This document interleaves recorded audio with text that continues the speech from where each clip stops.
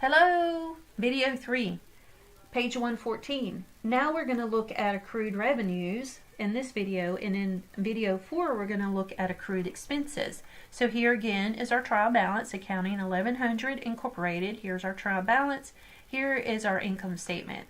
Here's our income statement because we want to know if we do not record the next transaction, how is that going to affect our net income, income statement, or balance sheet. So let's get right to it. What are we going to record, or what do we need to adjust? Okay, we have accrued revenue. We can accrue hours billed for Lanier XYZ Company. We answered technical questions received through our call center throughout the month, and we bill Lanier on the 15th of each month. We just haven't received the money from them, right? So we want to make sure that we record this revenue, assuming that it's the 15th, or if we didn't bill them on the 15th, that we're going to bill them before we close our books on the 31st. So it is a debit to AR and a credit to fees earned for $500. 20 hours or 25 hours times $20. So I also want to look at one more thing, and I know we haven't talked about subsidiary ledgers, but just so you know, this AR represents all of our customers. So all of our customers are held individually in a subsidiary ledger. So if you were to go to a subsidiary ledger, you would see, 10, 15, 20, 20,000 AR accounts. Individual companies, individuals, that owe you money. It would be a separate account for Lanier XYZ Company. They owe you $15,000 plus another $5,000 or another $500.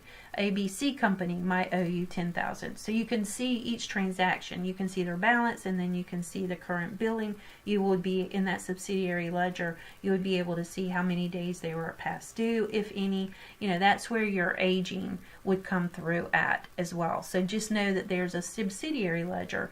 But on our balance sheet as of right now that we're talking about, we see just AR, which is everybody rolled up together in one total number.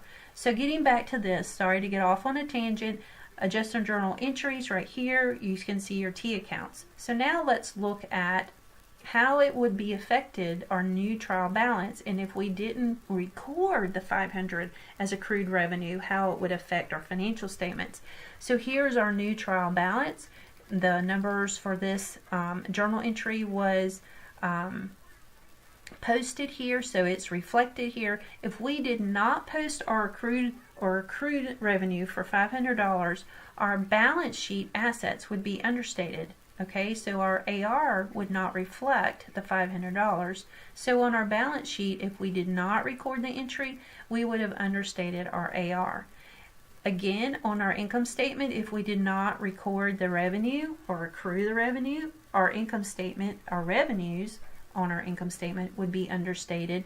Therefore, our net income would be understated, because once we recorded that, we had net income of $7,405. If we didn't record that, we would have only reported $6,905.